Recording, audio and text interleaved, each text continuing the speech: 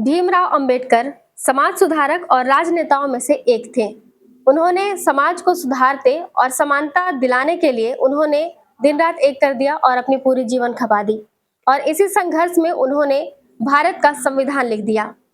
नमस्कार, मैं हूं मनीषा सिन्हा और आप देख रहे हैं परिवर्तन। आपको बता दें कि आज 14 अप्रैल है और आज पूरा देश भीमराव अंबेडकर जयंती मना रही है। आज हमारे साथ हैं जे.आर. ठाकुर, जिन्होंने भीमराव अंबेडकर की मूर्ति लगाने के लिए अंबिकापुर में बहुत सारे संघर्ष किए हैं। और आज जानेंगे उस संघर्ष की कहानी और जानेंगे कि आखिर क्यों मूर्ति लगाने में, मूर्ति अनावरण में इन्हें इतनी परेशानी हुई और ये किस तरह से इन्होंने संघर्ष किया, लोगों से लड़े या फिर उनसे हस्तक्षेप किए। सारी चीजें आज जानेंगे इनसे। सर, आपका हमारे चैनल में स्वागत। धन्यवाद।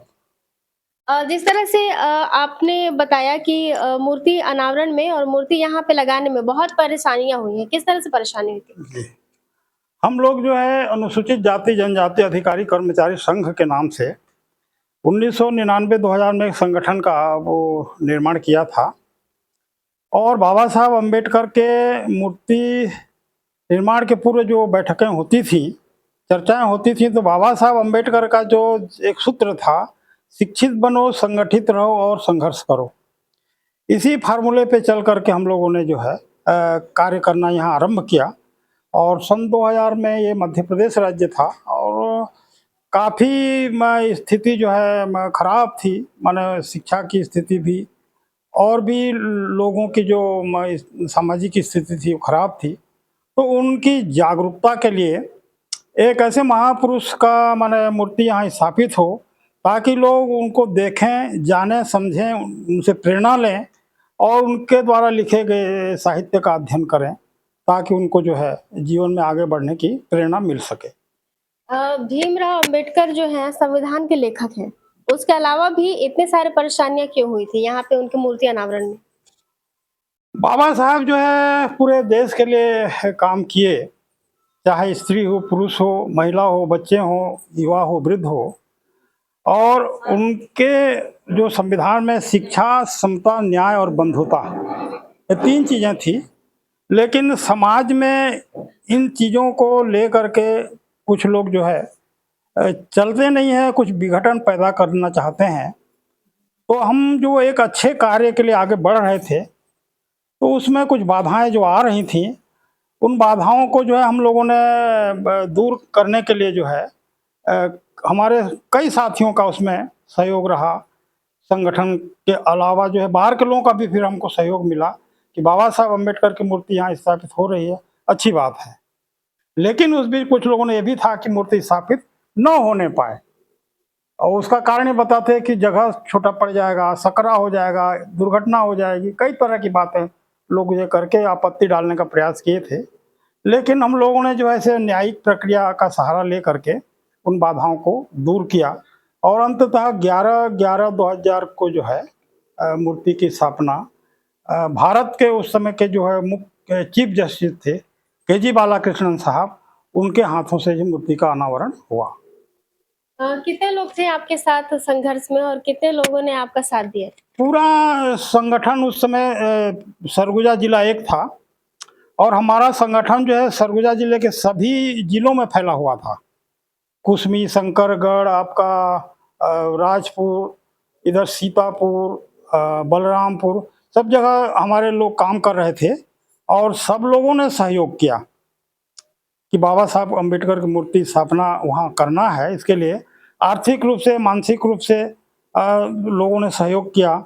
और उस समय जो जिला प्रशासन में बी.एल. कांताराव साहब कलेक्टर थे, तो उन्होंने यहाँ के प्रशासनिक अधिकारियों को भी उसमें देखभाल के लिए लगाया था।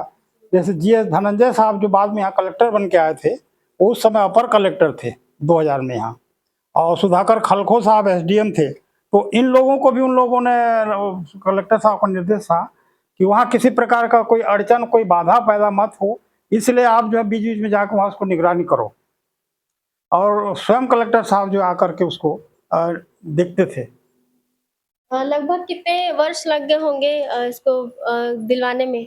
नहीं, ये तो हमारा जो प्रयास था 14 अप्रैल 2000 से आरंभ हुआ था और नवंबर 2000 में पूरा हो गया। हाँ, बाकी संगठन तो हमारा पहले से चल रहा था, लेकिन संगठन ने जो ये निर्णय लिया कि नहीं यहाँ पर स्थापित कराना है, तो ये अप्रैल से लेकर के नवंबर के बीच में सारे प्रयास हमारे जो है हुए। और जैसे मूर्ति का निर्माण करने के लिए मैं ऑर्डर देने के लिए गया, फिर मूर्ति लेने के लिए गया, और इस दौरान जो एक बड़ी बात हुई, मूर्ति लगने के बाद में कुछ दिन बाद में बीमार हो गया। पीलिया, मलेरिया, कई तरह की बीमारियों में लगभग 3-4 महीना तक जो है मैं बीमार रहा मूर्ति लगने के बाद। उसका कारण था कि मैं कभी बिलासपुर, कभी रायपुर, तो कभी यहाँ कभी वहाँ मुझे जाना पड़ता था लोगों से संपर्क करने के लिए, और इस संपर्क के दौरान अलग अलग जगह में खाना पानी, वो मेरे स्वास्थ्य के लिए माने बड़ा परेशानी बन गया वो। अम्बेडकर जी की मूर्ति कहाँ से आई थी यहाँ अंबिकापुर में? ये मूर्ति हम जो है नागपुर से लाए, महाराष्ट्र से, और मूर्तिकार था उस समय खोब्रागड़े नाम का, वो नाटक का आदमी था और बड़ा अच्छा मूर्तिकार था। तो शुरू में तो मेरे को इनकार कर दिया कि मैं मूर्ति नहीं बनाऊंगा इतना कम समय में। मैं बड़ा चिंता में पड़ा कि भाई आखिर ये नहीं बनाएगा। बोलता कि बॉम्बे चले जाओ, रेडीमेड मूर्ति वहां से ले आओ। तो हम बोले कि अब टाइम भी कम है, बॉम्बे हम अब कहाँ जाएं, क्या करें। तो फिर वो पता नहीं उसको उसके दिमाग में क्या सूझा, मैं वापस होने वाला था अंबिकापुर, तो वो अब लॉज में आया, बोलता है कि आप एग्रीमेंट करिए और पैसा दीजिए मुझे, इतने दिन के अंदर मैं मूर्ति बना के दूंगा। मैं कहा चलो, अभी तैयार हो गया अपने से आकर के, तो फिर एग्रीमेंट वगैरह किए, उसको चेक दिए, और मूर्ति जो है मैंने बना करके वो तैयार कर दिया। इतने संघर्षों के बाद आपकी मूर्ति तैयार हो गई, और अब मूर्ति की स्थिति कैसी है? अब क्या है देखिए, मैं अंकुर भाई से बार बार इस चीज की चर्चा करता हूँ। कुछ लोग कहते हैं कि जगह वहाँ सकरा हो गया है, इसलिए मूर्ति को अलग स्थान पर लेकर के स्थापित करें। तो मैं वहाँ देखता हूँ कि जो अगल बगल में लोग हैं, वो तो बिल्कुल सड़क तक अपनी दुकानें लगा रखे हैं।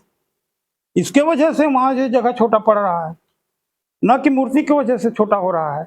तो कई बार मैं सोशल मीडिया में भी देखा, अखबारों में देखा, कुछ लोग बोलते हैं कि नहीं मूर्ति वहाँ से हटना चाहिए।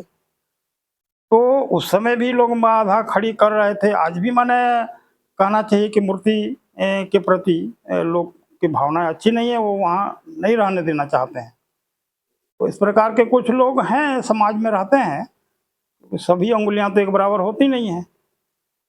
तो कुछ लोगों की सोच है, बाबा साहब तो पूरे समाज के लिए, पूरे देश के लिए हैं, लेकिन फिर भी लोग जो है कुछ उनके मन में कुछ वो दुर्भावना रहता है कि भाई यहाँ मूर्ति नहीं होना चाहिए, इसको हटाओ यहाँ से, कहीं साइड में लेकर के रखो। हाँ, अगर अभी इस तरह की बातें आती हैं और मूर्ति हटाने की बातें आती हैं, तो फिर इसमें आप क्या किस तरह से करेंगे? क्योंकि आपने बहुत संघर्ष किया, आपको बहुत तकलीफ होगी। हाँ, तकलीफ तो होगी। जब भी मैं सोशल मीडिया वगैरह में, अखबार में देखता हूँ कि बाबा साहब अम्बेडकर के चौराहे से मूर्ति हटा करके दूसरी जगह लगाने की बात, तो बड़ा दुख होता है कि कितना मेहनत हमको करना पड़ा। पानी में भीगते हुए यहाँ से गए, बीमार हो गए, माने जगह जगह कभी खाना भी नहीं खा पाए, ऐसी स्थिति, सफर में रहे। तो आ, है, अपन समाज के लोगों का सहयोग लेंगे, जो बाबा साहब के प्रति जो श्रद्धा रखते हैं वो आगे आएंगे, उसकी सुरक्षा होगी।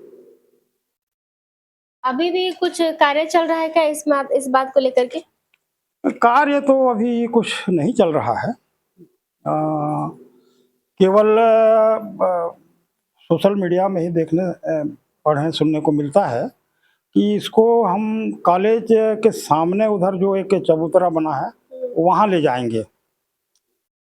तो वहाँ जो है देखिए, कई जगहों से समाचार हमको देखने और सुनने पढ़ने को मिलता है कि किसी ने बाबा साहब अम्बेडकर का मूर्ति का जो है मैंने कालिक पोत दिया, किसी ने उनके हाथ तोड़ दिए, किसी ने मूर्ति को ही मैंने धराशायी कर दी। इस तरह की घटनाएं देखने और सुनने को मिलती हैं। तो वे तमाम इन घटनाओं को देखते हुए मूर्ति को किसी साइड में लेकर के रखना जो है असुरक्षित होगा। सुरक्षा की दृष्टि से वो किनारे लेकर के स्थापित करना अब हमारे समझ से तो उचित नहीं होगा।